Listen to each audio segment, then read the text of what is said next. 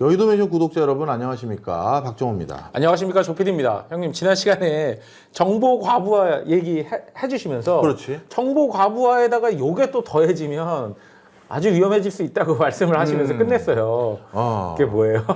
자, 일단 지난 편 또 안 보신 분도 계실 수 있으니까 여기 밑에 링크 하면 나갈 겁니다. 정보 과부하가 뭔지 나갈 건데요. 한번 보시면 되겠고요. 또 그래도 또 안 보시는 분이 계실 수 있어서 간단히 요약하면, 우리나라 사람들이 재테크하기 위해서 가장 즐겨 이용하는 재테크 공부 방법이 뭐다? 유튜브다. 유튜브다. 근데 이 유튜브가 전 세계에서 재테크 유튜브 채널이 가장 많은 나라가 어디다? 인구 1억 명당 따지면 대한민국이죠. 그렇지. 압도적입니다. 압도적으로 많다.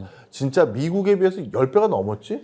거의 10배 됐죠. 거의 10배? 세계 대 29개니까. 아, 그러네. 세계 대 29개니까 딱 거의 10배 되겠네. 이 정도 수준으로 미국보다 재테크 유튜브 채널 100만 이상 되는 게 더 많다. 일본 20배예요. 일본의 20배. 자, 그만큼 우리가 유튜브를 뭔가 재테크 공부하는 차원에서, 우리 여의도맨션은 재테크만 공부하는 데는 아닙니다. 경제와 관련된 삼라만상을 다루는. 국제 정세도 다루고요. 아주 훌륭한 채널입니다. 자, 하여튼 그렇지만 우리도 안 하는 건 아니니까. 하여튼 그래서 그런 것들을 하는 채널이다 보니 우리도 일부 뭐 원자가 없는 건 아니다 싶었는데, 자, 그런데 유튜브가 무슨 죄겠어. 유튜브에 이런 채널을 만든 대한민국 유튜버들 중에 누군가가 죄일 수도 있고, 또 그걸 듣는 분들에게도 책임이 전혀 없는 건 아닌 부분을 얘기하는데, 그게 바로 정보 과부하다. 정보가 너무 많으면 오히려 선택을 더 정확하게 하고 잘하는 것이 아니라 아무 차이는 별로 없고 자기 과심만 더 생겨서 손절해야 되거나 경제 상황이 바뀌어서 다른 판단을 해야 될 때 그게 잘 안 되게 만드는 요인으로 작용한다. 여기까지 한 거잖아. 그렇죠. 자, 그런데 거기다 하나 더 덧댄 게 뭐가 있냐면, 사실 몇 년 전에 너랑 나랑 요런 분야의 회사 가지고 둘이 어디 지방 여행 갔을 때 얘기한 적 있어. 네. 그거 저기 책 줘봐. 그 회사 언급하면 그 회사 회장님이 나랑 친하잖아. 알지? 네, 생각나요.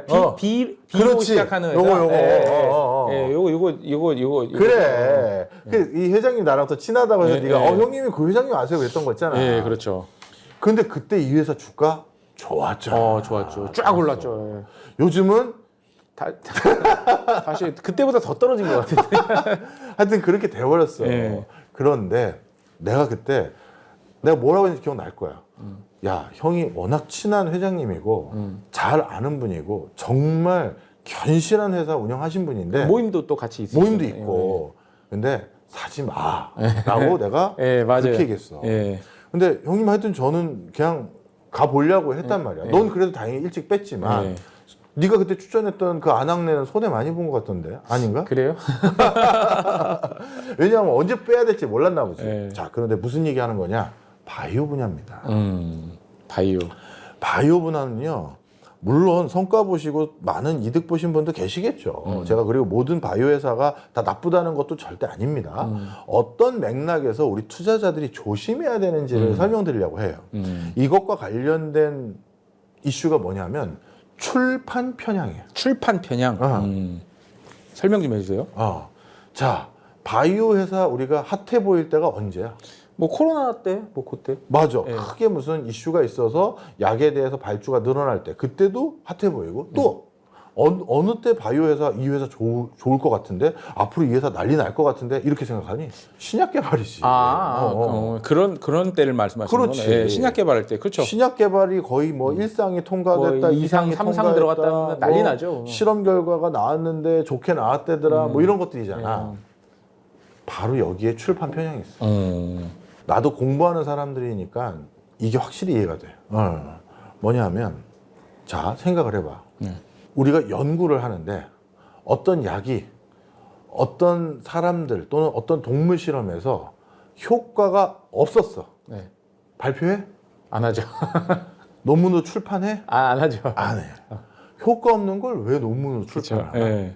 어떤 약을 투여했더니 며칠 동안 생존했다라든가, 종양의 크기가 뭐 한시적이긴 하나만 얼마 동안 계속 유지되고 더 이상 확산되지 않았다든가, 뭘 해도 조금이라도 효과가 있어 보일 법한 이슈가 있을 때만 논문, 보고서, 외부 보도자료로 출판이 되는 게 바이오 분야의 특성이에요. 그러면 그 회사가 한 일 중에 실패한 거는 출판이 안 되고 성공한 거만 출판이 되면 우린 당연히 어디로 편향될 수밖에 없어. 성공한 쪽으로만. 성공한 네. 쪽으로밖에 편향되지 않을 수밖에 없는 거야. 네. 이런 경우도 있어. 아니 가끔 보면 실패한 것도 보도를 하는 회사들도 있던데요. 아유 그럼 진짜 양반이야. 자 그런데 저도 어떤 용역을 많이 받냐 하면요. 이 사업이 비즈니스로서 충분히 가치가 있으면 출판해서 우리가 활용할 거고요. 또 외부에 공표하고 이거 앞으로 우리 그룹사에서 할 겁니다. 이렇게 알릴 건데 만약에 이 비즈니스가 크게 의미가 없어 보인다라고 박사님과 교수님들 등이 이번 연구를 수행해 주신 분들이 그렇게 판단해 주시면 저희는 묻을 겁니다. 그러니까 여기 계신 분들도 묻으시면 돼요. 그곳에서 그런 것까지 검토해 봤다며 이런 걸 알려지는 걸 싫어하거든. 그게 전략 전술의 일부가 노출되는 거란 말이에요. 그러면 어떻게 된다? 실패한 것도 그냥 출판하면 안 됩니까? 했는데 스폰서십 계약상 연구비를 받을 때 실패한 건 공표하지 말고 너도 떠들고 다니지 마. 이게 계약에 들어가 있어. 그러니 실패한 건 얘기할 수가 없는 거야. 자, 그럼 정리를 해보면 제약회사는 항상 성공한 것들 중심으로만 발표를 할 수밖에 없는 거야. 그럼 예를 들어서 1상 통과하고 2상을 준비하는데 2상까지 실험을 한 번 해서 뭐가 잘 나왔다고 야 2상 통과했어 이럴 수가 없단 말이야. 이런 사람들 모아서 한 50명 모아서 또 실험해보고 또 50명 이렇게 모아서 또 실험해보고 이번에는 침팬지 통해서 또 실험해보고 이런 거 하잖아. 네, 그렇죠. 그런데 그때 거부 반응 나왔거나 문제 생긴 건 보도를 안 한단 말이야. 바로 그 부분에 또 문제가 있는 거야. 자, 그 다음에 출판 편향에 또 다른 요소가 있어. 어떤 요소가 있을까요? 출판대에서 발표한 내용들 있잖아. 그거를 어느 대학에서 또는 어느 기관에서 고스란히 똑같이 한번 그 실험을 반복해 보는 거야. 그러면 그 결과와 똑같이 긍정적이고 좋은 결과가 나온 비중이 얼마나 될까? 글쎄요, 그게 통계가 있을까요? 이것도 통계가 있어. 2008년도에 네. 미국 FDA에서 12개의 항우울증제 그리고 74건의 임상실험 그 결과를 제출했던 걸 전부 조사해봤어. 네. FDA가 학술 또는 학술지에 출판된 연구들과 비교를 해봤거든. 네. 니네가 진짜 이 약까지 그렇게 했다는 거지? 한번 우리가 그럼 똑같이 해볼게 했는데 긍정적인 결과가 나왔다라고 아까 말했던 74건의 임상실험 결과 중에서 이건 정말 초긍정적인 결과가 나왔다라고 발표한 37건이 출판이 됐거든. 네.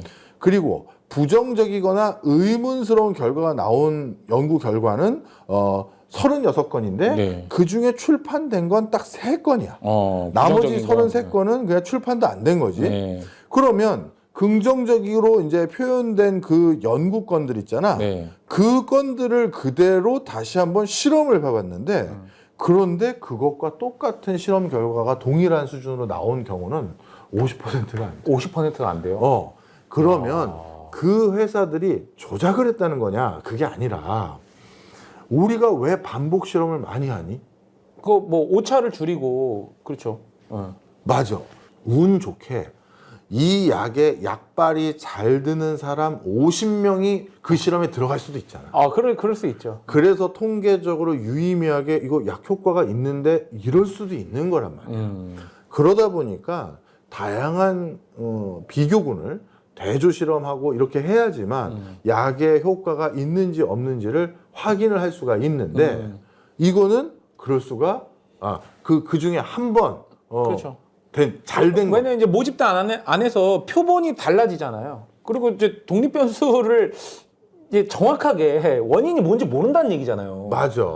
그러다 보니까 이 사람들은 왜 효과가 있었고 이 사람들은 또 왜 효과가 없었지? 그걸 또 확인하기 위한 또 실험을 들어가고 또 실험을 하잖아. 그래서 약의 성분을 바꾸고 어떤 걸 추가로 넣어서 안전도가 높고 지속 가능한 효과가 있는 약을 만드는 거란 말이야. 그런데 FDA에서 확인했더니 그러니까 어쩌다 한두 번 실험 결과 좋게 나온 그 결과를 가지고 출판을 하더라. 해버린 거. 그러니 이건 진짜 그럼 완벽하게 좋다고 얘기할 수가 없는 거 아니냐. 근데 그렇게 출판이 되니까 또 그게 언론 보도를 타고 그 회사 이거 신약 개발 거의 끝나가는 거 아니야? 이런 호재성으로 나온다는 그 투자금도 더 유치할 수 있는 거고. 뭐 그렇지. 주가도 올라가고. 그래, 맞아. 자, 그러다 보니 정리 한번 하자고. 우리가 유튜브를 통해서 또는 신문 지면을 통해서 투자 어떻게 해야 되는지에 대한 공부를 열라 하잖아. 근데 그 열라 하는 공부들 중에서 뭐가 문제가 된다? 우리는 유튜브에서 어떤 정보를 나도 모르게 편향되게 받고 또 많이도 받고 그것도 문제라고 했었지. 네. 그런데 그런 편향되고 많이 받을 수 있는 그냥 편향된 정보를 특히 많이 받을 수 있는 분야가 바이오 분야다. 바이오야. 우리 바이오 회사들은 대부분 코스피보다는 코스닥에 많지. 그렇죠. 그러다 보니까 하루 변동폭이라는 게 어마어마해.